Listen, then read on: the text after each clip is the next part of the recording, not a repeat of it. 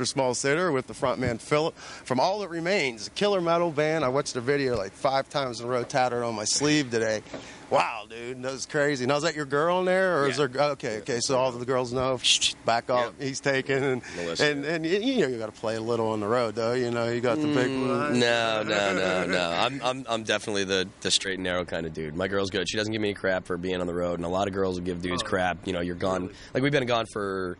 We left in June, so we've been gone for 7.5 weeks. We've got another 2 weeks to go. So, you know, I don't get any garbage for being gone so long, so I'm not going to go and screw around on her if she's not going to give me crap. So, well, that's great. You know, well, the thing is, you're out working hard. I mean, it's not like you're signed with one of these larger labels that really tries to push a lot of product and get it the fuck out of there. Or you end up like, you know, the band we just had on last month, Mushroom Head, who's just like, you know, they're kind of in a you know, they're reforming and going in new areas, but, you know, they've had a lot of money Universal invested into them, and it's just gone to the wayside now. Yeah. And you got Razor and Tie, and you know they're a good little label. They've been around for 15 years now, 20 years almost, pushing bands. And how did you hook up with them? And were you enticed by larger label bands? And did you feel it was Prosthetic really? We've been on Prosthetic since our first release in 2002, and Razor and Tie and Prosthetic had a deal going, you know, for distribution and stuff. And then I'm not even sure all the details of the deal, but I know that, you know, the Razor and Tie people have been coming out to our stuff and kind of paying a lot of attention to us. So I'm just like, okay, I mean, we're still on Prosthetic to my knowledge, and I would kind of like to keep it that way because I really like. I mean, I can call the guy from Prosthetic at his house and be like, "Hey, you know, I got a problem or whatever." Like you were going to like I was just we got a little copyright thing, but you know, I got a problem here. We're gonna fix it, but you know, that's what you got to do. You know, it's and it makes it a little more personable. I think when it's that close, you know, or, you know, tempers can get heated a little more too. It's the downside of it. Now, you guys are looking for a bass player right now, or? No, I didn't. What was his name? Mike. He didn't want to. We had Matt Dice. He's playing in CKY. I guess he wanted to be their fill-in touring bass player. I guess so, which is cool. I mean, if you know, that's what he wanted to do. He's been a big fan of CKY for a long time. So you know, we were like, okay, if that's what you're gonna do. So homogenized following. Yeah, they got certain networks. Yeah, they've got a following based on some stuff that's not their music, but whatever. Yeah, anyway, being idiots, not music. Yeah, but you guys are out here doing it hard now. This is your second album. Yes. And The Darkened Heart. Now, what do you think? In transition from your first to your second album, some of the greatest areas you've gained in that have attributed to this being such a good album. It's kind of two different things. One, it's a little more dynamic. The songs on Behind Silence were pretty straightforward. This Darkened Heart, we were really kind of focusing on dynamics in the songs. I think the production's much better. Adam D from Killswitch. Not to say that there's anything wrong with the first one. I mean, the first one was produced by Zeus, who did Shadows Fall, did Hatebreed and stuff like that. You were actually originally a singer in the Shadow Fall guys. Yeah, it must have been.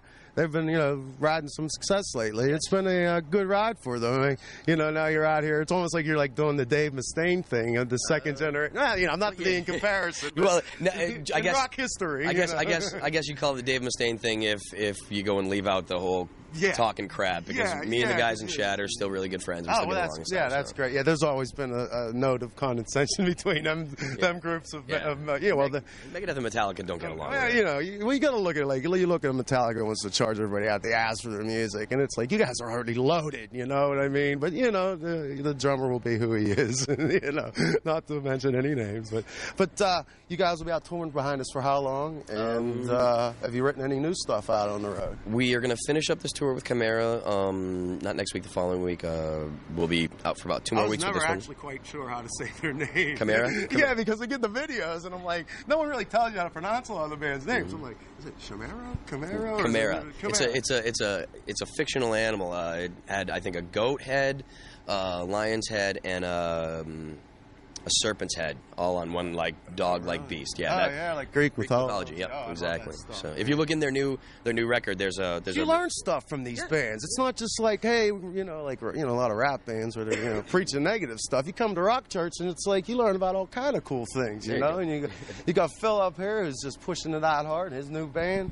Not his new band, but his band that he's put 2 CDs out on. It's killer. This is the new video, Tattered on My Sleeve. Now, what helped spawn some of the ideas behind this video and who directed it? I'm sorry.